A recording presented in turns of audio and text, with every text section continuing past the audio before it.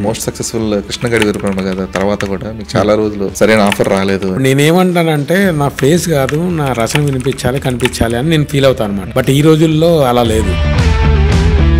మీరు ఎన్ని love songs రాసిన జెర్సీలో మీరు రాసిన ఇన్స్పిరేషనల్ సాంగ్ మాత్రం అణిగి మణిగిన చూడరా.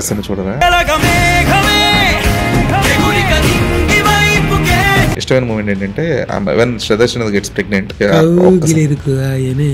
తగిలే పసిడి ప్రాణమే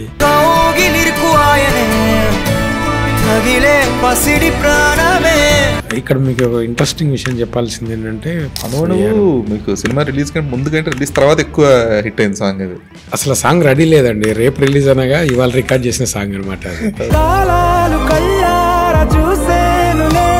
ఇలాంటి ఒక రిలేషన్షిప్స్ ని ఎలివేట్ చేయడానికి ఎలాంటి ఇన్స్పిరేషన్స్ తీసుకుంటారు? జస్ట్ ఇట్స్ సారీ సాంగ్ అండి, సారీ చెప్పాలంటే. ఏమైనా తప్పంతా నాదేలే చూపించకలలే.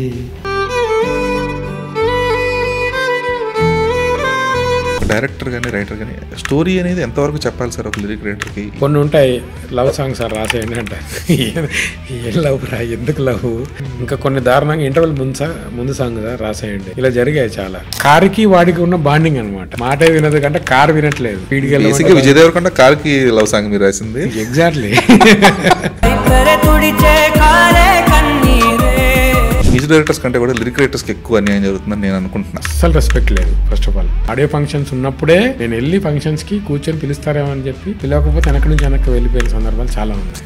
తెలుగు వాళ్ళందరూ గుర్తుపట్టాలి అన్నంత స్టేజ్కి సీతారామ శాస్త్రి గారు తీసుకెళ్ళాలి. మనం వెళ్తే ఆ స్టేజ్కి వెళ్ళాలి, లేకపోతే ఇంకెవరిని అడుక్కోకూడదు. రెస్పెక్ట్ మాత్రం అడుక్కోకూడదు. ఇప్పుడు రాజాసాబ్ అండ్ ప్రభాస్ అన్న స్టోరీస్ మీకు తెలుసు అనమాట. తెలుసండి. అడ్వాన్స్ వేస్తే ఒకలా ఉంటది, పేమెంట్ లేదా అది పోస్ట్ పోన్ అంతే. పేమెంట్ బట్టి మూమెంట్ ఉంటుంది. పేమెంట్ బట్టి మూమెంట్.